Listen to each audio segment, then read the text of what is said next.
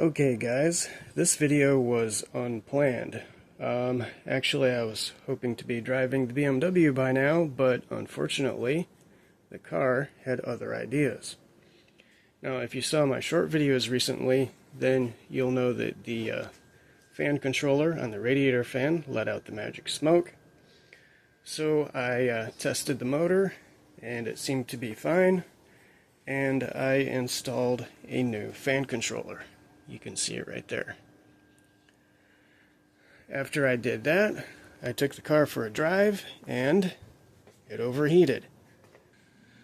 But apparently there's something else going on with the cooling system, because I just ran the engine for a couple minutes here to get it up to operating temperature, and the fan is not coming on, and it appears that the coolant is not circulating through the system.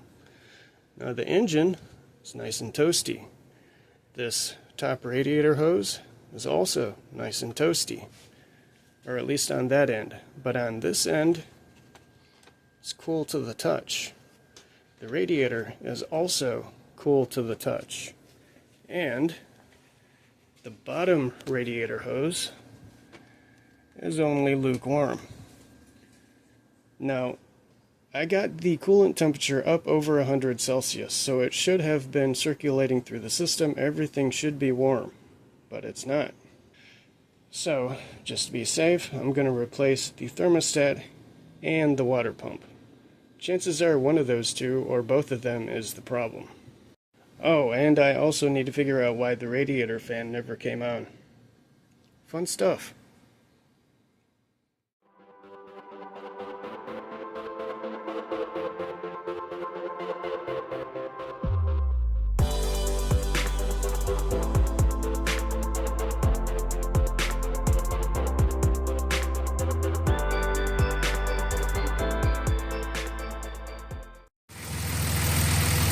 Okay, now I feel like a dummy.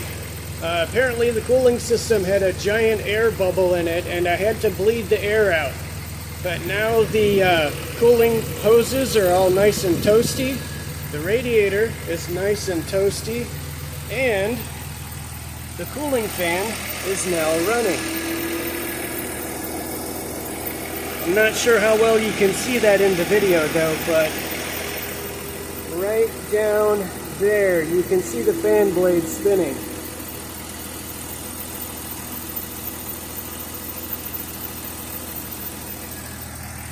Okay, so we got this handled. Now we're going to move on to the next thing. Or actually, we're going to move on to the thing that I was originally going to do in the first place. Also, I just want to make a quick comment about the oil pressure at idle, or at least the oil pressure at idle after the engine warms up, because now it's up to operating temperature. Previously, the oil pressure at idle after it warmed up would be all the way down in the red zone, and actually the oil pressure light would start flickering. After the oil system upgrades and a new set of rod bearings, you can see that the oil pressure at warm idle is now about 20 psi. That is a nice improvement. Okay, that was a big relief. So the cooling system is fine. The radiator fan with the new controller is good to go. Engine runs great. Everything is good. And that means we can move on to the next step of the project. Yep, that's right. We're installing an M3 oil filter housing and an oil cooler. But before we do this, I just want to drive the car. You know, this thing's been up on jack stands for like 2 months now, actually closer to 3 months now. We've done a bunch of work to the car. We upgraded the oiling system. We built a transmission from the ground up. We installed a limited slip rear differential. And if I can talk, we installed a limited slip rear differential. And yeah, I just want to go for a drive and enjoy the car. So, in this video, I'm going to put you guys up on a roll bar mount, and we're going to go for a drive. Okay guys, I've got a camera set up on a roll bar mount, and I've got a lapel mic, so hopefully you guys can hear me talking. let's go for a drive. Okay, so I recorded some in-car camera footage, but unfortunately, there's no audio. I'm not sure what happened. I wasn't aware of it till I got home and downloaded the footage onto my computer. So, that means I had to redo the whole thing. No! The second time around I got audio, but it's not that great. The car is pretty noisy inside, because race car, and that makes the microphone unhappy. Anyway, let's talk about the transmission. If you've been following this build, you'll know I recently built a beefed up GM transmission, so hopefully it can handle some boost. Basically, I took the guts from a Cadillac gearbox and stuffed them into the E46 casing with some upgrade parts. This Frankenstein transmission uses a stock drive shaft, stock torque converter, and even the stock transmission controller. So it's cheaper and easier than something like a ZF 8HP swap. That said, if you're looking to make big power, then you're better off with the ZF 8HP swap. But since I Frankensteined two transmissions together, there was no guarantee that it would actually work. But thankfully, it works great.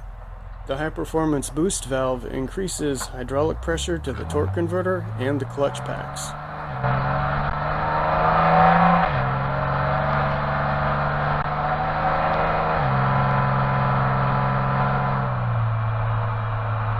There was some concern that it might cause it to slam into gear or maybe cause harsh torque converter lockup, but thankfully that's not the case. The shifts are nice and crisp, but not harsh, and that's exactly what I was looking for. That said, the programming in the TCU, or EGS as BMW calls it, leaves a bit to be desired. For example, in normal mode, it tries to get the transmission into the highest gear possible as soon as possible. And the torque converter lockup is pretty aggressive as well. So it tends to bog down the engine. And it really does not want to downshift. You have to convince it to downshift. Roadkill!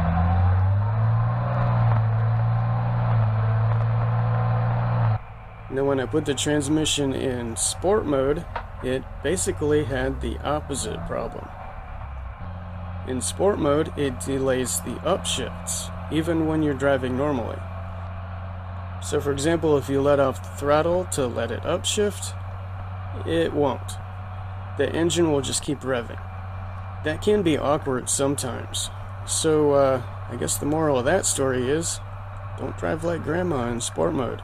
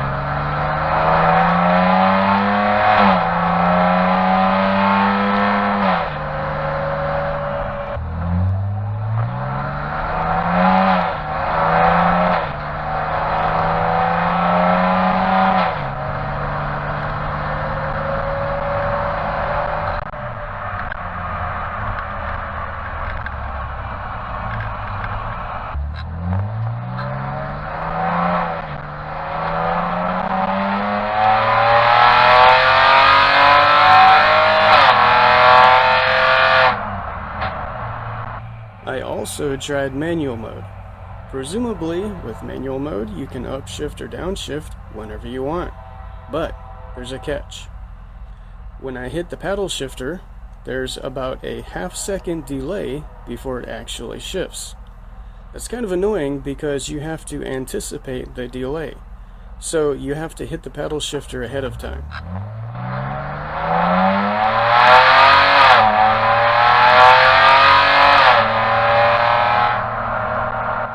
Now to be fair, the ZF Automatic also did that. So I don't think it's a fault of the transmission per se.